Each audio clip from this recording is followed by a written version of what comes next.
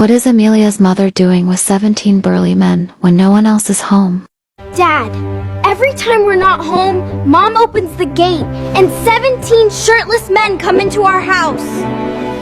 Amelia told her father on that fateful day. Philip, Amelia's father, was stunned to hear this. He looked at his 13-year-old daughter, scrutinizing her face for any sign of joking. But Amelia's eyes were wide and filled with a strange fear. Amelia, what the hell are you saying? Are you sure about what you're saying? Philip asked, his voice trembling with both confusion and anger. Yes, Dad, I'm absolutely sure about what I'm saying. I caught Mom that day, and I've been watching her ever since. Every time Mom and Dad are away, Mom opens the gate, and 17 tall men, shirtless, they only wear shorts, walk into the house. Amelia whispered, leaning closer to her father as if the wall had ears. Jane, Amelia's mother, was a full-time housewife. She didn't have an office to go to or a business to run. Years ago, Philip had made a decisive decision. Jane, stay home, he said. I'll make enough money for us. You just take care of the house, keep it clean, and make sure there's a hot meal on the table when I get home. Jane agreed, and for years, she seemed like the perfect wife. She was always there, smiling, with an apron in hand. But according to Amelia, that smile was just a mask. Trouble began one Tuesday morning. Amelia had dressed for school and left home as usual. However, halfway to the bus stop, she realized she had left her homework note on the dining table. She ran home, breathless. As she approached the front gate, she stopped abruptly. A large black van was parked nearby. The little girl watched from behind a large tree as her mother opened the front door, a radiant smile on her face. One by one, big, strong, muscular men entered the house. 1, 2, 3, Amelia counted silently. When the door closed, she had counted 17 men. Are they here to paint the house? She wondered, looking at the walls. But the house was only repainted 4 months ago. Are they plumbers? 17? She didn't go inside. She was too scared. She turned and ran back to school, her head spinning. To make sure she wasn't dreaming, she decided to play detective on Friday.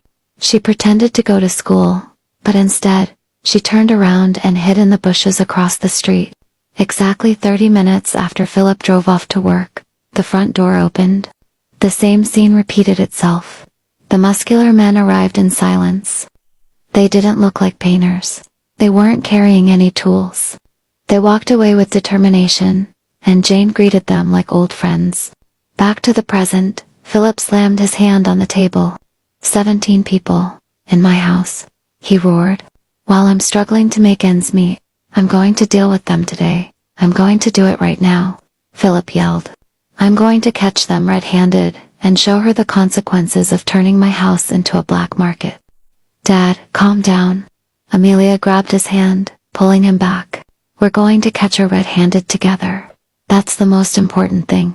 If we just confront her like this, she can use psychological manipulation or deny everything. She's very cunning, Dad. Please, don't tell her yet. Philip gasped, trying to regulate his breathing. He sat down, his head spinning. They weren't wearing clothes either, Philip muttered, his imagination running wild. That doesn't mean business. Maybe it's something shady. Who are these 17 men sneaking into the house? There was a group of 17 men who always came into our house whenever my father wasn't home. They weren't wearing shirts, just shorts, and my mother always opened the gate for them. I caught them that morning. On my way to school, I forgot my homework at home, so I ran back. I complained to my father, because I couldn't hide my suspicions anymore. He was furious when he heard it. While I'm working so hard to make a living, this woman is having an affair. He even wanted to confront her right then and there. I could only tell him to calm down and pretend nothing happened, so he could catch her red-handed. That would be better. These days, my mother still acts as if nothing happened. My father tries to be cheerful with her, but I know deep down he's suffering. Every time she smiles, I see my father clench his fists under the table. That evening she prepared a delicious dinner of mashed sweet potatoes and a goosey soup. She hummed a song, looking very cheerful. Philip, darling, You look a little tired today. Was work at the office too much? Philip took a deep breath, forcing a smile. No, Jane. Just a long day. You look very happy today. Did anything happen at home? Oh, nothing special. Just routine housework. It's very quiet here when you and Amelia are away. My heart sank. Quiet, with 17 big men in the house. I looked at my father, and I could see the veins in his neck bulging. He wanted to yell, but he held back. That night, my father came into my room. We whispered so my mother wouldn't hear through the wall. Amelia, tomorrow is Friday, Dad said. We'll do exactly as you suggested. I'll pretend to drop you off at school. We'll drive there, park 3 streets away, and then ride our bikes back. We have to be very quiet. Yes, Dad, I replied. And we have to use the phone. We need to record everything. If she tries to deny it, we'll show her the video.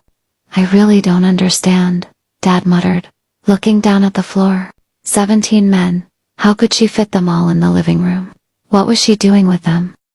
The next morning, the plan was put into action. Dad drove me out of the gate at 7:30 a.m. Mom was standing at the door, waving at us with a white handkerchief in her hand. She looked so innocent. We drove far enough away that she wouldn't hear the engine. Dad parked the car behind a tall building and hailed a motorbike taxi. Drop us off near that intersection, he told the driver. We walked the rest of the way, hiding behind the neighbor's fence. As we approached the gate, our hearts pounded. Suddenly, we saw movement. Look, Dad, I whispered, pointing. My dad looked and witnessed the most horrifying sight of his life. 17 men walked in again. They lined up, one after another, all burly and tall. They smiled, and as they passed my mother, she patted them on the shoulder and laughed. Just like the day before. I can't believe it, Dad hissed. He pulled out his high-end smartphone. I'm going to film this. Every single one of them. I took out my phone too. We took photos and recorded a long video of the line of men entering the front door of the house. When the last man went in and the door slammed shut, we hurried back to the parking lot. We needed to be safe before watching the video. We got in the car and locked the doors. Dad's hands were shaking. Let's see, he said. Let's see those bastards. We opened the photo gallery and clicked on the video we had just recorded. We stared intently at the screen. We gasped in astonishment. In the video, the gate opened. We saw Mom standing there. She smiled at the air. She waved as if she were hugging someone, and her head shook as if she were talking to a tall person. But no one was there. To our surprise, only Mom walked through the gate. The 17 men were completely invisible in the video. Ah, did we film it badly? Dad yelled, rubbing his eyes. Dad, we filmed it perfectly. Look at the quality. It's so clear. I don't understand what's happening. I panicked. We checked my phone too. Same thing. On the screen, Mom was alone, acting like a mad woman, talking to ghosts. But we both saw those men 5 minutes ago. Amelia, Dad's voice was now filled with fear instead of anger. Who are those men? If the camera can't see them, but we can, what does that mean?